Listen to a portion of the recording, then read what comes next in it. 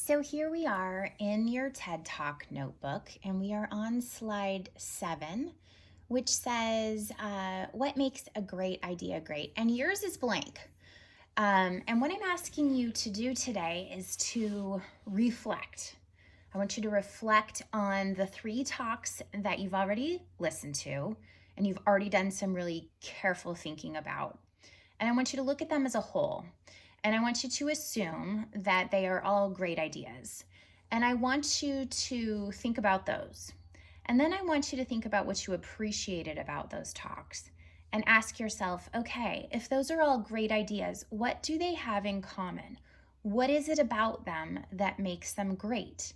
Now, these are going to be broad answers. They're not going to be talk specific. It's kind of like when we talk about themes in literature. We're looking for a broad idea that we can attribute to many different topics.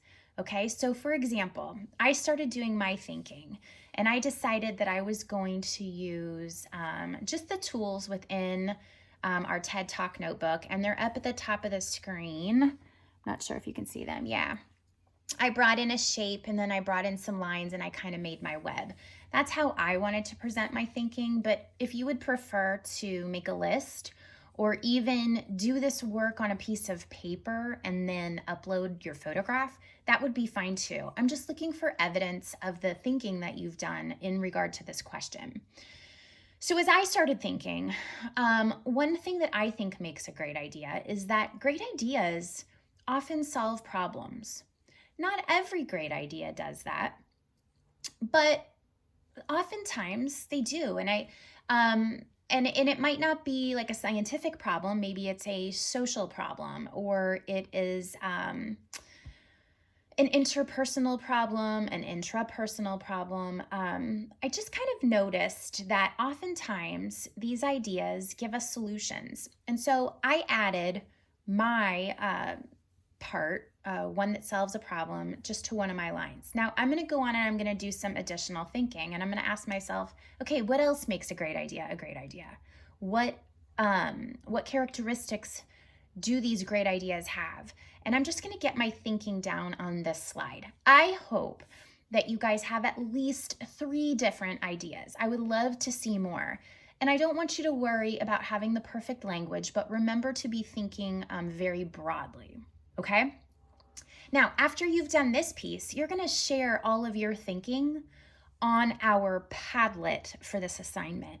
And my hope is that when you go to post your ideas, you will be able to share your ideas out with others so they can get your perspective, but then you will also read the ideas of others. And you might see different characteristics and attributes that people notice that you didn't think about. And that's going to be helpful to you to maybe gain some perspective that somebody else has.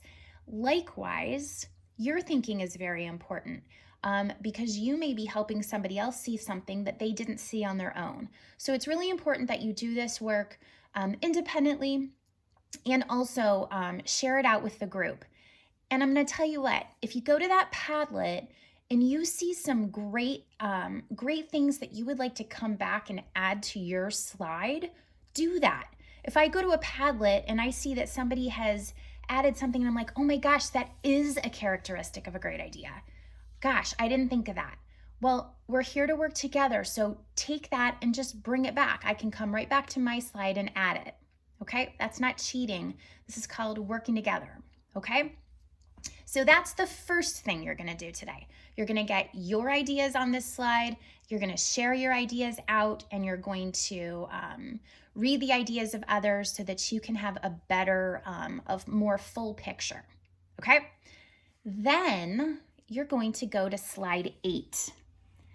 Slide 8 is a place for you to think about what makes a great idea great and then get your great ideas down. Now, I'm just going to ask you today to use this table and these questions to just start to think about and narrow your idea focus. So in the left-hand column, you'll see you're going to name whatever your passion is. In the middle column, I want you to write what your idea is surrounding that passion. And then I want you to make a statement in the final column that states what you believe, okay? Your slide has this model in the first row under the labels for each column. So here's an example.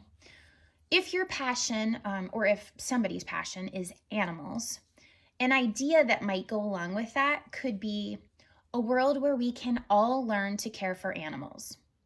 And then a belief about that could be, I believe that animals have the power to teach us about ourselves. Okay, so it's taking your passion, looking at your idea about it, and then examining what you believe is true. Okay, now I filled in the first row for myself just as an additional model. So one of my passions is education. And then one of my ideas about education is that authentic learning experiences are the most lasting and meaningful for learners. And then I thought about what I believe. And I said, I believe project-based learning gives learners the opportunity to have collaborative and authentic learning experiences that are both motivating and rigorous. Now, I'm going to tell you a little secret here. I could go and I might have 3 very different passions. For example, I might say, oh, another passion of mine is the outdoors, and then another passion of mine is photography. In my case, I probably wouldn't do that because at this point in my life, my passion is pretty focused. Now, for you guys, that might be very different because you're young and you're in that exploring space of your life where you're trying all different kinds of things and you have all of these interests. As an adult, I've kind of focused my energy into one area, education. So for me, I might even say in this next row, I might name education again as my passion. And I might have a completely different idea about education that is not about authentic learning experiences. And then I might have a very different belief about it. For example, I might say education and I might have an idea about the use of technology in education and then my belief about it. So you have some flexibility here. It's really just a spot for you to start getting your thinking down. You'll notice that we're taking a lot of baby steps in the direction of our talk. I promise you that will help you in the end, and I appreciate your attention to the process. So that's what we're going to do today. I'm going to review this with you. So you're going to start by thinking about what makes a great idea great. You're going to get your brainstorm down on this slide, either using digital tools or doing it on paper and uploading a photograph. Once you've done that, you're going to go to the Padlet that I've linked in this post, and you're going to share your ideas with others, and you're going to allow others to share with you. Next, you're going to come back and you're going to look at completing this table.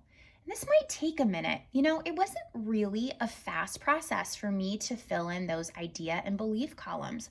I really had to do some careful thinking. So don't let that bother you if it's not coming to you right away, because sometimes articulating our thoughts in a sentence in a way that feels like it's spot on might take a minute.